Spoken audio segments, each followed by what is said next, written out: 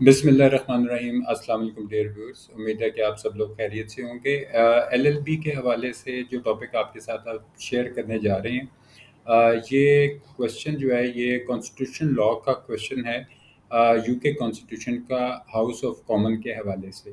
इसमें मैंने इस वक्त आपके सामने जो स्क्रीन पे आपको दिखाई दे रहा है, ये मैंने एक ही क्वेश्चन के चार मुख्तलिफ जो तरीके हो सकते हैं पूछे जाने के, इसके अलावा भी तरीके हो सकते हैं, लेकिन जो मेरे जहन में आए वो मैं आपके साथ शेयर कर रहा हूँ। इसमें आमतौर पे जो सवाल है वो ये आता है कि क्या हाउस ऑफ कॉमन जो है वो हाउस ऑफ लॉर्ड से ज़्यादा पावरफुल है। अब इसी के जो क्वेश्चन है, इसी को ये तीन मुख्तलिफ तरीके से पूछा जा सकता है, वो मैंने इस वक्त स्क्रीन पे आपके साथ शेयर कर दिया है।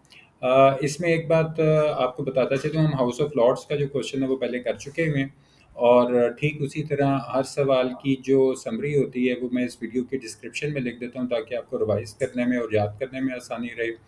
और इसके अंदर जो चीज़ें नोट करने वाली हैं वो ये हैं कि मैं आपको relevant material with relevant headings जो आपको एलएलबी के स्कोप के हवाले से ज़रूरत है अपने एग्ज़ाम में उसको अटैम्प्ट करने के लिए, क्योंकि इस क्वेश्चन की लेंथ उतनी ही है जितनी आप एग्ज़ाम में लिख सकते हैं। इसके ऊपर लिखा जाए तो बहुत तवील डॉक्यूमेंट भी लिखा जा सकता है, लेकिन उतना ही ज़रूरी होता है जो आप अपने एग्ज़ाम में लिख सकें।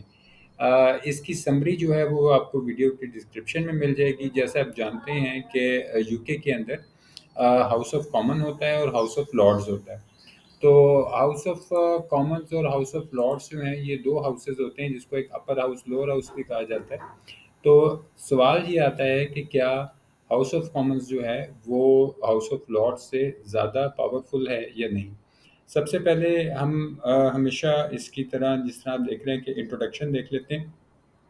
बुनियादी तौर पे जो आपने इसमें चीज़ मेंशन करनी है, मैंने जो रेलेवेंट मटेरियल है वो स्क्रीन पे आपके साथ शेयर कर रहा हूँ, लेकिन इसका जो कॉन्सेप्ट देने का मकसद है वो ये है कि यहाँ पे जो सोवरेनिटी ऑफ पार्लियामेंट है, बुनियादी तौर पे बरतानिया के अंदर जो है वो हाउस ऑफ कॉमन्स में होती है, और हाउस ऑफ कॉमन को जो है लोअर हाउस भी या पॉपुलर चैम्बर वगैरह ये कहा जाता है, लेकिन ये ज़्यादा पावरफुल होता है। अब ये चीज़ जो थी, इनका जो पार्लियामेंट एक्ट 1911 था, 1911 का, उसमें ये चीज़ जो थी उनको मिली कि जो हाउस ऑफ कॉमन था वो हाउस ऑफ लॉर्ड से ज़्यादा पावरफुल है। प्लस ये है कि जो बरतानिया में जो हुकूमत है वो हाउस ऑफ कॉमन्स को जवाबदेह है, ठीक है। और जब तक जो है वो किसी को हाउस ऑफ कॉमन या लोअर हाउस जिसको आप कह लें उसकी सपोर्ट रहती है, तो वो प्राइम मिनिस्टर रहता है। अब हम ये देख लेते हैं कि ये जो हाउस ऑफ कॉमन है इसमें कितने लोग होते हैं। तो पहली चीज़ ये है कि हम ये देख लें कि इसकी कॉम्पोजिशन क्या है। कॉम्पोजिशन से मुराद कि कितने लोग जो हैं वो इसमें शामिल होंगे। तो ये तकरीबन 650 मेंबर्स होते हैं, ठीक है। 650 मेंबर्स होते हैं जो कि मेंबर पार्लियामेंट होते हैं, इनको एमपीज़ वहाँ पे कहा जाता है, और ये 5 साल के लिए जो है ये सिलेक्ट होते हैं, ठीक है। अब इसमें एक और चीज़ जो है कि जो इनकी इलेक्टेड टर्म होती है वो 5 साल होती है, जब तक कि हाउस डिसॉल्व ना हो जाए या फिर अपनी जो भी पीरियड है जो क्वीन की एडवाइस के मुताबिक जो है वो पूरा ना हो जाए, तो उतनी देर तक जो है ये वहाँ पे रहते हैं। इसमें जो नेक्स्ट इम्पॉर्टेंट हेडिंग है वो क्वालिफिकेशन और इलेक्शन है हाउस ऑफ कॉमन्स का। तो इसमें जो इन्होंने क्वालिफिकेशन रखी है, यानी क्या ज़रूरी चीज़ें होंगी कि कोई भी शख्स वहाँ पे हाउस ऑफ कॉमन का मेंबर बन सकता है। तो सबसे पहले उसको एक बरतानिया का नेटिव शहरी होना चाहिए, ठीक है। नेटिव से मुराद है जो वहाँ के अपने उनके मुकामी शहरी हैं वो होने चाहिए। उम्र जो है वो 21 साल से ज़्यादा होना चाहिए, ठीक है। और उसमें एक चीज़ जो इम्पोर्टेंट है वो ये है कि डिसक्वालिफिकेशन जो है वो किसी की हो सकती है उस सूरत में कि अगर वो जुडिशल ऑफिसर था किसी भी कैपेसिटी में, वो बैंकरप्ट हो गया, वो सिविल सर्वेंट था, वो किसी मिलिट्री या किसी भी अफवाज का जो था वो कोई मेंबर था, कोई नेशनलाइज्ड कंपनी का डायरेक्टर था, या कोई مذہبی رہنما تھا، تو اگر یہ ہوگا تو پھر وہ ممبر نہیں بن سکتا۔ اس کے بعد جو ہیڈنگ امپورٹنٹ ہے وہ میں آپ کے ساتھ شیئر کر رہا ہوں کہ ان کے الیکشنز جو ہیں وہ کس طرح وہاں پہ ہوتے ہیں۔ اب پارلیمنٹری الیکشن جو ہوتے ہیں یہ دو قسم کے، ایک جنرل الیکشنز ہوتے ہیں، اور جنرل الیکشن جو ہے یہ ان کا جو اس میں تقریباً 20 دن کے اندر جو ہے یہ پروسیس جو ہوتا ہے اس سارے معاملے کا وہ کور کرتے ہیں۔ اب general election in which a new house of common is to be elected and these elections must be held within 20 days of the dissolution of sitting parliament۔ لہٰذا یہ 20 دن کے اندر انہوں نے موجودہ پارلیمنٹ کے ہوتے ہوئے ہی مکمل کروا لینے ہیں، جو نیا ہاؤس آف کامن جو ہے وہ اس میں آئے گا۔ اب اگر وہاں سے جو ہے کوئی استعفیٰ بھی دے سکتا ہے یا کسی کی وفات بھی ہو سکتی ہے، ٹھیک ہے، تو یہاں پر پھر یہ ان کا طریقہ کار ہے کہ اگر کوئی ویکنسی اکر ہوتی ہے کسی وفات کی صورت میں یا کسی کی ریزگنیشن کی شکل میں، تو اس میں یہ ہوتا ہے کہ new member is made member of house of lord, ٹھیک ہے، تو وہاں پہ پھر جو نیو ممبر ہوگا وہ ہاؤس آف لارڈ کا بن جائے گا۔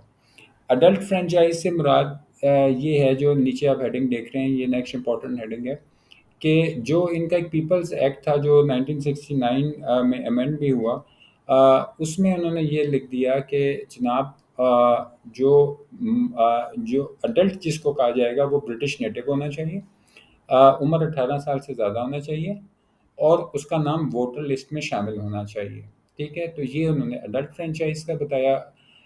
پریزائڈنگ آفیسر سے مراد یہ دی جاتی ہے جو آپ اس وقت نیکسٹ سیٹنگ اپنی اسکرین پہ دیکھ رہے ہیں کہ ہاؤس آف کامن کی طرف سے جو پریزائڈنگ آفیسر یعنی جو اس وقت صدارت کر رہا ہوتا ہے وہ کون ہوگا، تو جو اسپیکر ہوتا ہے وہ پریزائڈنگ آفیسر ہوتا ہے ہاؤس آف کامن کا، اور جو اسپیکر ہوتا ہے اس کو جو ممبر ہیں ہاؤس آف کامن کے وہ اپنے جو پہلا اجلاس ہوتا ہے پہلے اجلاس کے اندر ہی جو ہے یہ فرسٹ سیشن کے اندر جو ہے وہ اس کو سلیکٹ کر لیتے ہیں۔ اب اس میں کچھ پریویلیجز دی جاتی ہیں، مثال کے طور پہ اختیارات جو ہوتے ہیں آپ ان کو کہہ لیں کہ ہاؤس آف کامن کے جو ممبر ہیں ایم پیز جو ہوتے ہیں ان کو کیا پریویلیجز دی جاتی ہیں۔ تو ففتھ ہیڈنگ جو آپ نے ایگزام میں دینی ہے اس میں سب سے پہلی بات ہے کہ فریڈم آف اسپیچ ہے، کہ وہ بنا کسی پریشر کے اور بنا کسی اس چیز کے وہ اپنے جو خیالات ہیں ان کا اظہار کر سکتے ہیں۔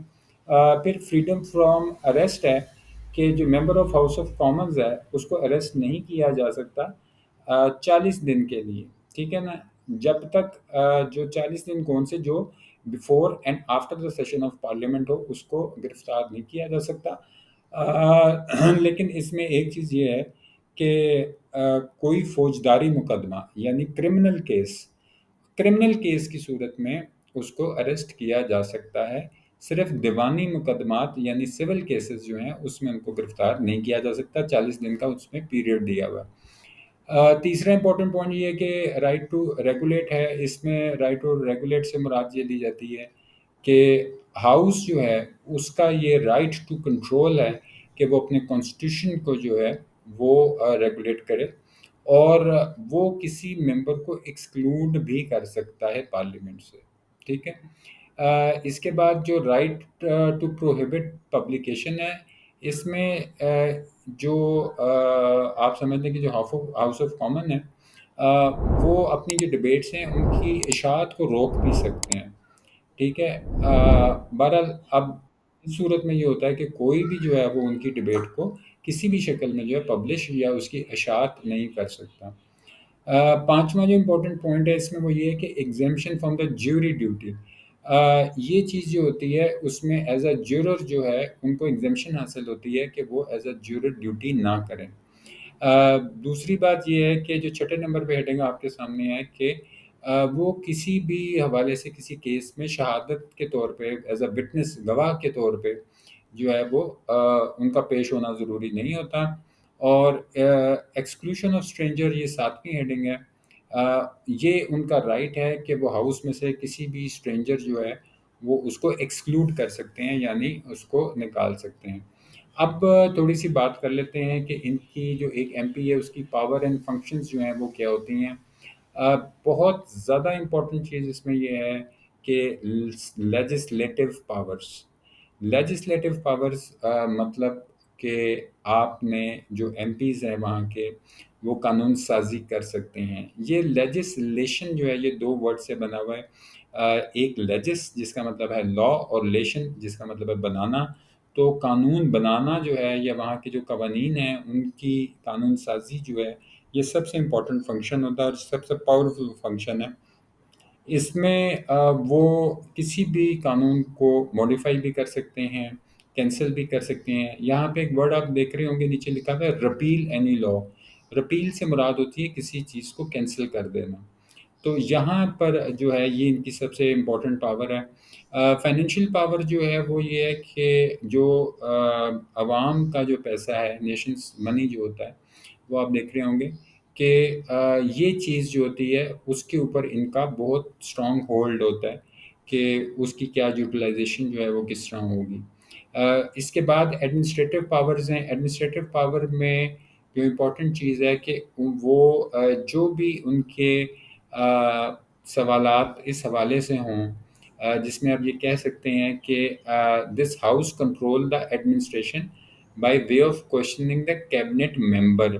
تو کسی بھی کیبنٹ ممبر کو جو ہے وہ سوال کرنے کا اختیار یا پاور یا یہ چیزیں جو ہے یہ ایم پی کے پاس ہوتی ہیں.